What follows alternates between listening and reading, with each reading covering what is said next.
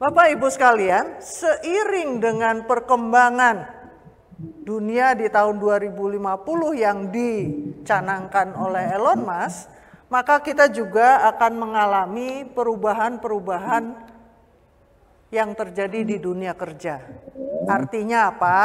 Yang jelas, saat ini kita sudah mengalami, sudah tidak ada lagi tukang pos ya.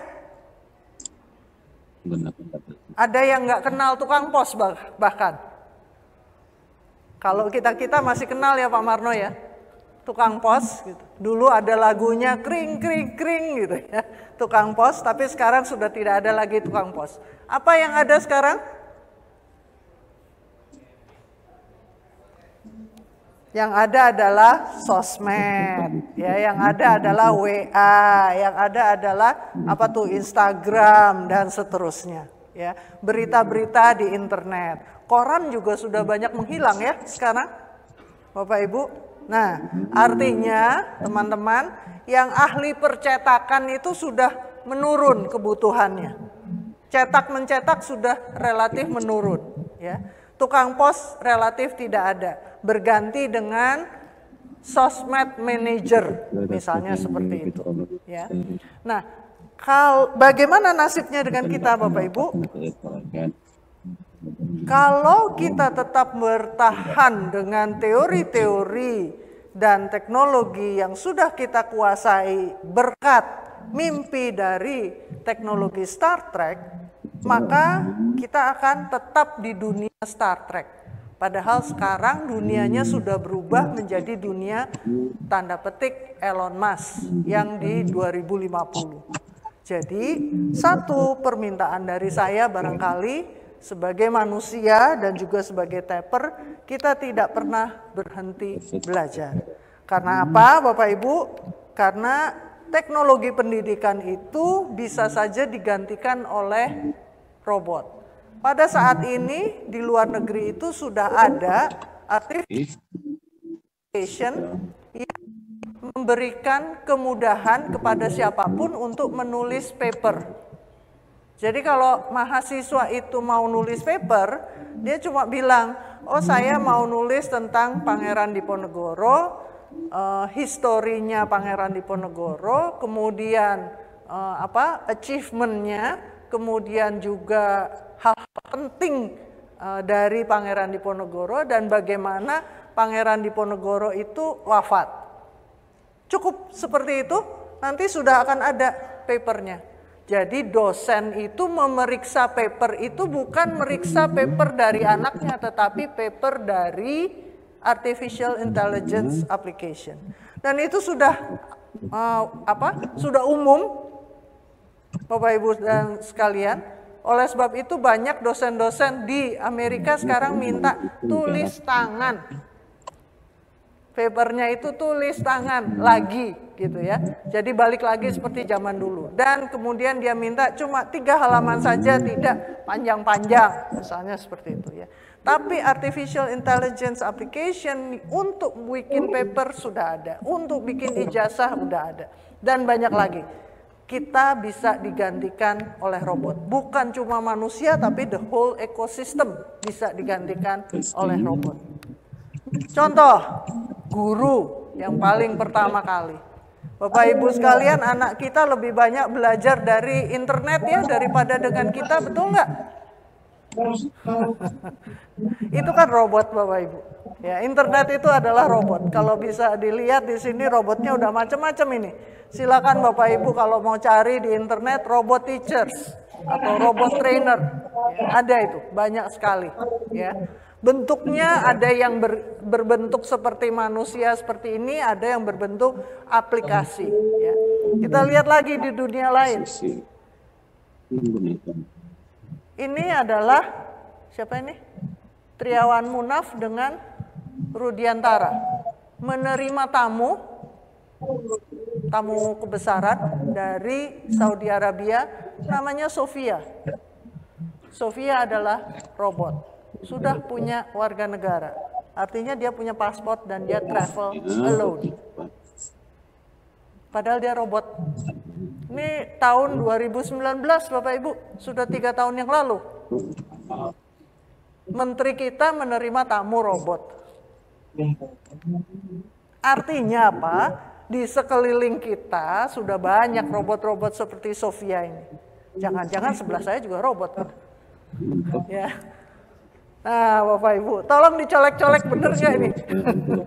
Ya. Itu adalah salah satu bentuk robot yang real dalam bentuk manusia. Ada lagi, Bapak Ibu. Pak, bisakah yang ini minta tolong di play? Yang Spice ini, ada videonya. Minta tolong di play. Nah, di play. Ya.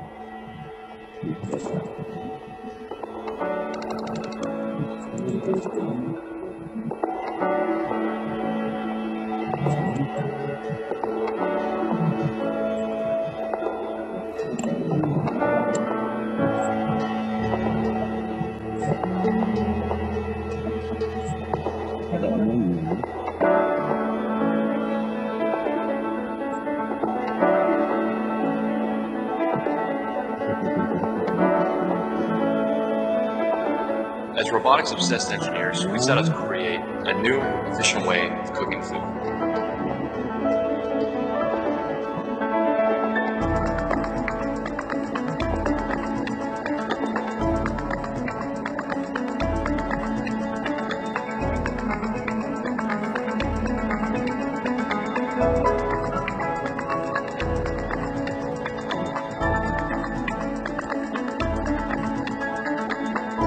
Ini sudah ada ya di kita ya. Kalau kita pakai GoFood dan sebagainya sudah ada. Tapi yang lebih dari itu yaitu dapurnya sendiri robot. Nah, itu belum ada itu. Which provides a really nice and even sear. They're heated with induction. Oke, Bapak Ibu. Sebentar lagi kira-kira akan ada dapur robot seperti itu. Ya, Bapak Ibu. Karena sistem yang keseluruhannya sudah ada, tinggal dapurnya saja yang belum ada, yang dapur robot, ya. Itu salah satu bentuk disrupsi juga, Bapak Ibu.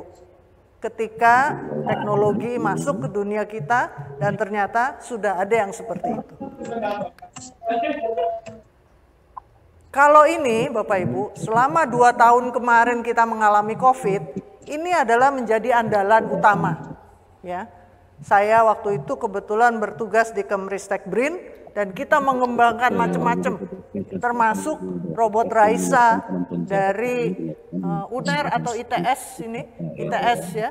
Ada Raisa, ada siapa lagi beberapa. Karena apa? Karena tidak boleh ada kontak antar manusia, terutama di rumah sakit. Jadi robot Raisa ini dipakai untuk mengantar obat, mengantar makanan ke pasien-pasien yang sedang dalam isolasi, Bapak Ibu. Kita sudah mengembangkan, Indonesia sudah bisa mengembangkan.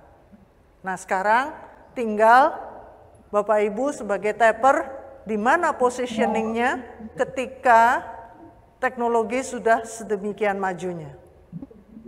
Anak-anak kita sudah tidak lagi berpikir tentang perawat itu sebagai seseorang yang memberikan makanan kepada mereka, yang memberikan obat, bukan.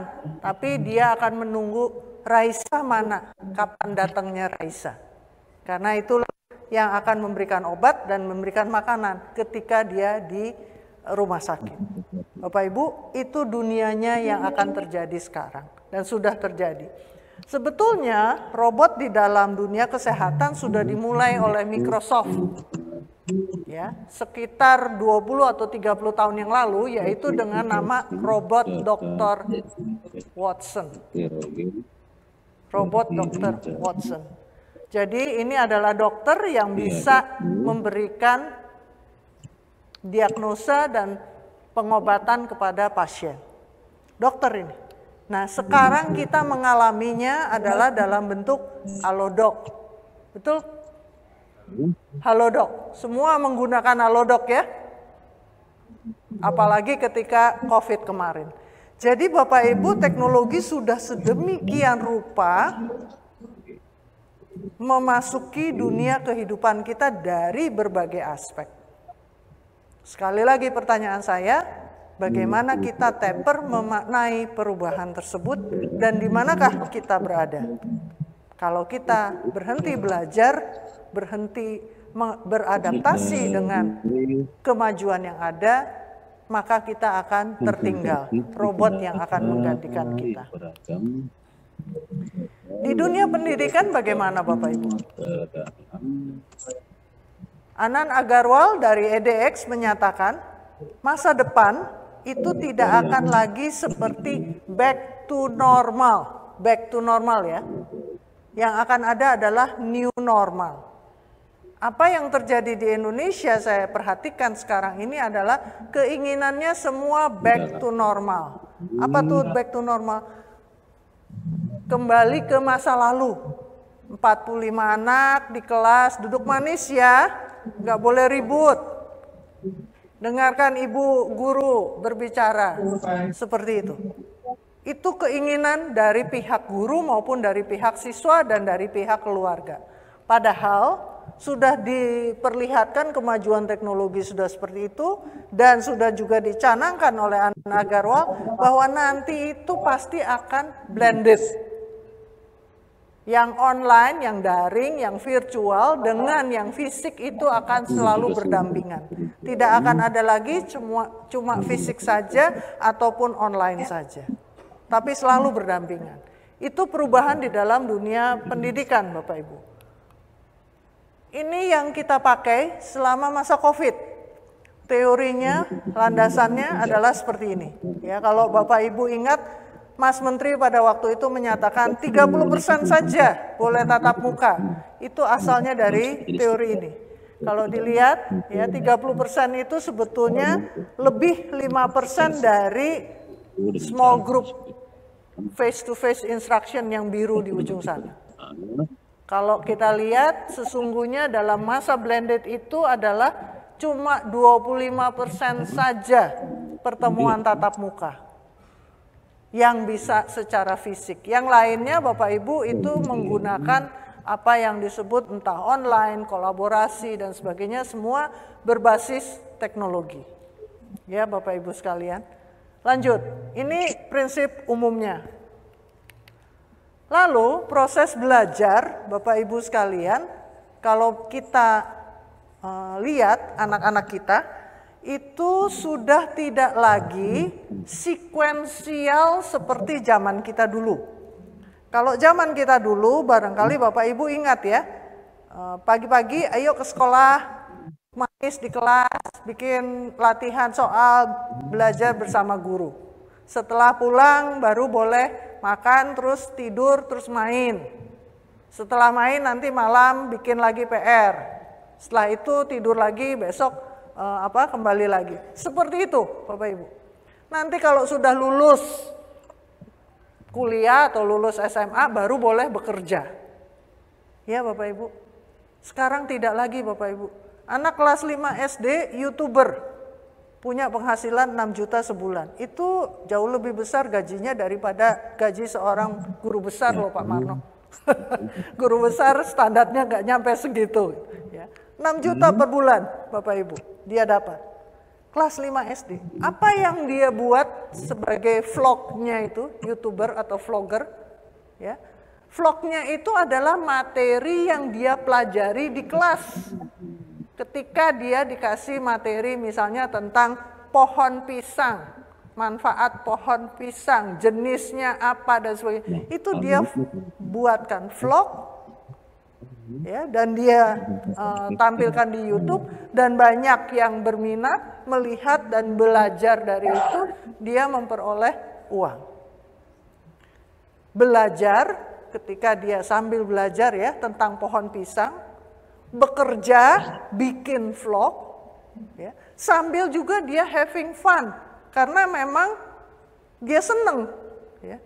Jadi sambil bermain. Nah itu yang juga menyebabkan gamifikasi itu sangat menjadi berpengaruh dalam proses belajar. Anak-anak sekarang lebih seneng main HP daripada ngedengerin bapaknya ceramah, betul nggak? Biasanya katanya ibu atau bapaknya kalau udah ngomel-ngomel dikacangin sama anaknya, bener? artinya dicuekin gitu ya. Anaknya sibuk saja main HP, main apa? Sebetulnya main game. Bagaimana game itu bisa kita masukkan dalam proses belajar, Bapak Ibu? Nah, itu pertanyaan. Itu adalah tugasnya TAPR. Dunia belajar sekarang sudah ada 3, Bapak Ibu, bukan cuma 1. Bukan cuma fisik saja, dan kalaupun fisik itu tidak ruang-ruang kelas lagi, tapi ruang-ruang kecil untuk pertemuan yang terbuka begitu. Kemudian ditambah dengan online, dan ditambah lagi dengan metaverse. Jadi ada 3. Kemampuan merancang proses pembelajaran harus melibatkan 3 dunia ini. Kenapa? Sebab anak-anak kita tidak hanya berdiri secara fisik, dia juga tektokan sama teman-temannya, dan dia juga main game secara virtual di metaverse. Kalau kita mendesain pembelajaran hanya di dunia fisik, ada 2 dunia yang terlewatkan, padahal itu waktu yang terbesar untuk anak-anak kita. Dan proses pembelajaran ya Bapak Ibu, tadinya dari sekolah, sekarang menjadi dari mana saja, dan mengajar itu menjadi belajar. Lalu guru ngapain? Guru juga belajar Bapak Ibu. Guru juga belajar. Sebab ketika kita menyampaikan materi, persilahkan anak kita berkomentar dan sebagainya, itu kita saling belajar. Kalau dibilang dulu, oh gurunya nggak boleh di depan kelas. Sekarang kenyataan bahwa kita tidak di depan kelas. Kita sama-sama pemateri di Facebook, pemateri di Instagram, bersamaan dengan siswa kita. Ya, itu cara belajar sekarang. Bapak Ibu, ketika hiruk pikuk transformasi terjadi, bagaimana dengan diri kita? Mari kita juga melakukan transformasi, dan inilah kemaknaan sesungguhnya dari transformasi digital yang dicanangkan oleh seminar Simposium Regional Jabatan Fungsional TP ini, PTP. Ya. Pertama, pola pikir baru, Bapak Ibu, bahwa dunia kita adalah baru, bahwa pekerjaan kita adalah baru, keterbukaan kita terhadap kemungkinan yang terjadi di mana saja di sekeliling kita, dan kita sebagai bagian dari ekosistem yang terus berkembang. Perilaku baru tentunya tidak bisa lagi pakai cara-cara lama. Teknologi Star Trek sudah ada, jadi tidak perlu lagi ditiru-tiru. Yang perlu kita lihat adalah sekarang teknologinya Elon Musk ke depan. Budaya dan cara kerja baru, Bapak Ibu, mau WFA, mau WFO, tidak masalah asal tugas selesai. Ya Bapak Ibu, cara kerja yang baru. Ya. Tidak perlu lagi pakai print surat undangan dan sebagainya, cukup WA-an, Bu Polin mau bisa datang enggak? Untuk acara simposium, cukup, sudah. Tidak ada lagi surat-surat yang formal ditaruh di atas meja, dikirim pakai pos dan sebagainya. Itu budaya dan cara kerja baru. Jadi mari Bapak Ibu kita lakukan transformasi untuk diri kita sendiri.